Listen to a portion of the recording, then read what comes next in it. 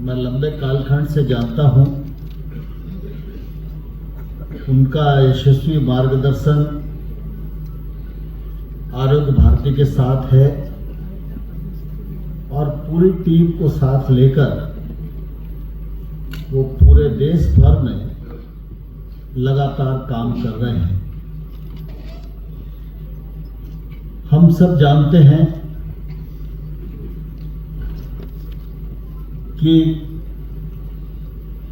सबसे पहली प्राथमिकता अगर मनुष्य की कोई है तो रोग रहित काया ही है।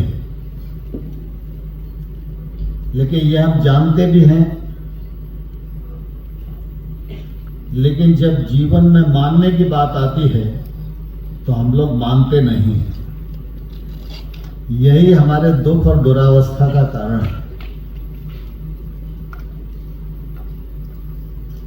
देश को आजादी मिली, उसके बाद कई विषय निश्चित रूप से सरकारों की दृष्टि से ओझल हुए, क्योंकि हम सब इस बात को भलीभांति जानते हैं कि हमारी जो पुरातनकालीन पद्धतियां हैं, हमारा देशज ज्ञान है, उसका कोई भी तोड़ दुनिया की धरा पर नहीं है। लेकिन आजादी के बाद कुछ प्रक्रिया ऐसी रही कि लोकतंत्र में नेतृत्व तो सरकारें ही करती हैं, जनप्रतिनिधि करते हैं, लेकिन हमारा अपना जो है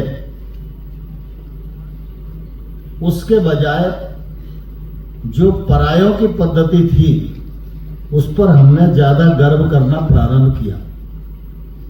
चाहे वो पद्धति हो, परंपरा हो, ज्ञान हो।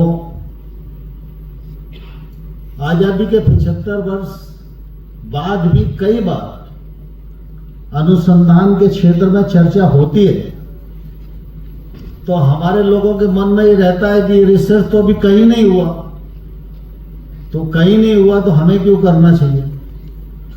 तो अभी भी हम दूसरों की तरफ देखते हैं।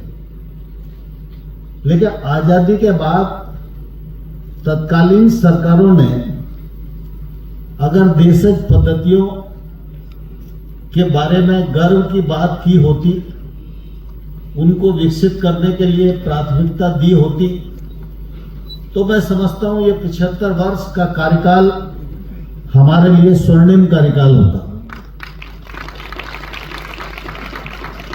लेकिन मुझे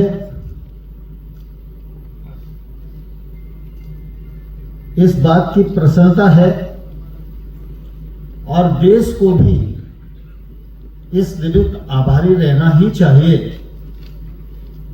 कि जहां जहां इस प्रकार के उपेक्षा के क्षेत्र थे, उन क्षेत्रों को चिन्हित करके राष्ट्रीय स्वयंसेवक संघ ने व्यक्ति निर्माण की प्रक्रिया के माध्यम से योग्य व्यक्तियों का निर्माण करके भिन्न भिन्न क्षेत्रों में भेजकर इस अभाव की पूर्ति करने का एक सफलतम प्रयास किया। चाहे वो चिकित्सा का क्षेत्र हो, चाहे वो शिक्षा का क्षेत्र हो, चाहे वो आरोग्य का क्षेत्र हो, चाहे देश के विभिन्न क्षेत्र हों, हर क्षेत्र में संघ ने अपने लोग दिए, विचार दिया। देशज पद्धतियों को गर्व करो, इसके लिए सबको प्रेरित किया और उसी का परिणाम है कि आज ग्वालियर में हम सब आरोग्य भारती के इतने बड़े वृक्ष के साये में इस सम्मेलन को संपन्न कर रहे हैं। यह सच है कि आरोग्य भारती का काम जन जागरण का है। आरोग्य भारती जन जागरण के लिए पूरी मुस्तैदी के साथ काम कर रही है। जहां अध्ययन, अनुसंधान, की आवश्यकता है, वहाँ अध्ययन भी हो रहा है, सरकारों के साथ मशवरा भी हो रहा है।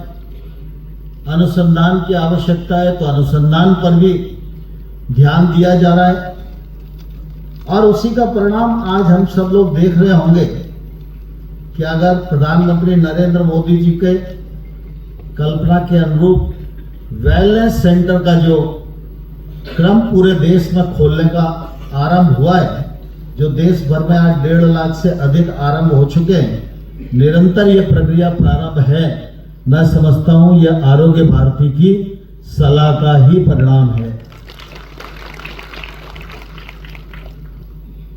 आयुर्वेद को प्रोत्साहन मिले, अन्य पद्धतियों को प्रोत्साहन मिले, और मैं समझता हूं कि अब समय आ गया है कि एकीकृत शिक्षा पद्धति को ही हमें बल देना चाहिए। मुझे इस बात की प्रसन्नता है कि आरोग्य भारती भी इस दिशा में काम कर रही है, और केंद्र सरकार और राज्य सरकार भी इस दिशा में तेजी के साथ आगे बढ़ रहे हैं। इसका प्रतिफल निश्चित रूप से हम सब लोगों को आने वाले कल में मिलेगा, ऐसा मुझे पूरा भरोसा है। व्यक्ति निरोग रहे, इसके लिए जरूरी है कि वो शारीरिक रूप से भी स्वस्थ रहे और मानसिक रूप से भी स्वस्थ रहे। कई बार क्या है कि हम बहुत एक्सरसाइज करते हैं, बहुत दौड़ते हैं, भागते हैं, योग व्यायाम करते हैं, लेकिन अगर मन में अस्वस्थता है तो फिर कहीं ना कहीं मन की अस्वस्थता शरीर के रोग को उत्पन्न करती ही है।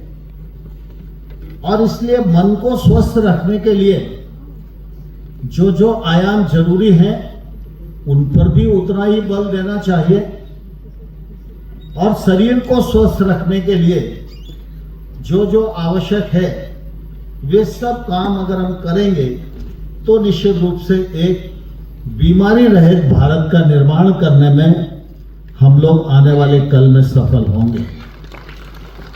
एक समय था